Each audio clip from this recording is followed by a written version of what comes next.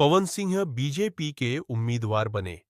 नमस्कार दोस्तों, आप देख रहे हैं हमारा पवन सिंह चैनल। और जो भाई अभी तक हमारे चैनल को सब्सक्राइब नहीं किया तो सब्सक्राइब कर ले और लाइक भी कर ले, क्योंकि भोजपुरी का खबर सबसे पहले हमारे चैनल पर आता है। तो पवन सिंह बीजेपी के उम्मीदवार बने।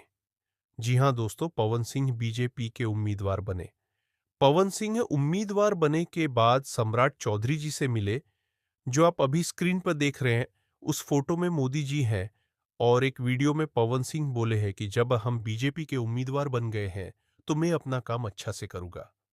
जी हां दोस्तों, पवन सिंह एक वीडियो में बोले हैं कि जब हम बीजेपी के उम्मीदवार बन गए हैं तो हम अपना काम अच्छा से करूंगा। और हम बता दें कि आखिर क्यों पवन सिंह बीजेपी के उम्मीदवार बने। तो पवन श्रृंग के जैसा ही उम्मीदवार होना चाहिए, इसलिए सम्राट चौधरी पवन सिंह को उम्मीदवार बनने मौका दिए। तो आप लोग बताइए कि पवन सिंह अच्छे उम्मीदवार हैं या नहीं। हमारे नजर में तो पवन सिंह अच्छे उम्मीदवार हैं।